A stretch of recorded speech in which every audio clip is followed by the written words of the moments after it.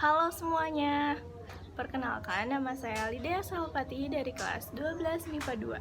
Di sini saya akan menjelaskan tentang pelanggaran hukum di Indonesia, beserta contohnya yang sedang hits pada masa sekarang. Kalian udah tahu kan apa itu pelanggaran hukum? Jadi, pelanggaran hukum merupakan suatu pengingkaran kewajiban yang sudah ditetapkan oleh peraturan dan hukum yang berlaku. Pelanggaran hukum itu ada yang sedang dan ada yang berat loh. Nih, saya kasih contohnya yang sedang, yaitu melanggar tata tertib lalu lintas. Misalnya, tidak menggunakan helm. Yang kedua, mengendarai motor, tidak memiliki SIM. Nah, ini adalah salah satu contoh pelanggaran hukum yang sedang. Jangan ditiru ya, guys. Nah, sekarang di sini saya akan bahas tentang pelanggaran hukum yang berat di Indonesia. Contohnya yaitu tentang korupsi Asabri Beni Cokro. Kita bahas pengertiannya dulu. Korupsi adalah penyalahgunaan uang negara baik perusahaan atau lainnya untuk kepentingan sendiri maupun orang lain. Jadi, Beni Cokro diyakini jaksa bersalah melanggar pasal 2 ayat 1 Jangco pasal 18 Undang-Undang Nomor 31 Tahun 1999 tentang pemberantasan tindak pidana korupsi.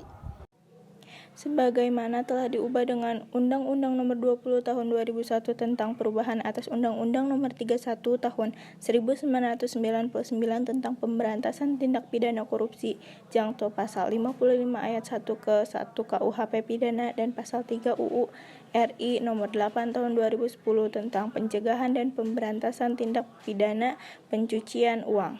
Ada sejumlah hal yang memberatkan yang membuat Beni Cokro dituntut mati. Beni Cokro dinilai tidak menunjukkan rasa penyesalan ataupun rasa bersalah, padahal tindakannya merupakan extraordinary crime atau kejahatan luar biasa. Terlebih, jaksa menyebut perbuatan terdakwa Beni Cokro bersama-sama terdakwa lain menyebabkan kerugian negara sebesar 22 triliun dengan atribusi perincian khusus akibat perbuatan terdakwa mengakibatkan kerugian sebesar 6 triliun. Tak hanya itu, keadaan yang memberatkan tuntutan pidana mati itu karena terdakwa Beni Cokro pernah dihukum pidana seumur hidup dalam perkara tindak pidana korupsi pengelolaan dana investasi pada PT Asuransi Jiwarasya Persero yang merugikan keuangan negara sebesar 16,87 triliun. Sekian pembahasan korupsi Asabri Beni Cokro. Mohon maaf apabila ada kekurangan. Sekian.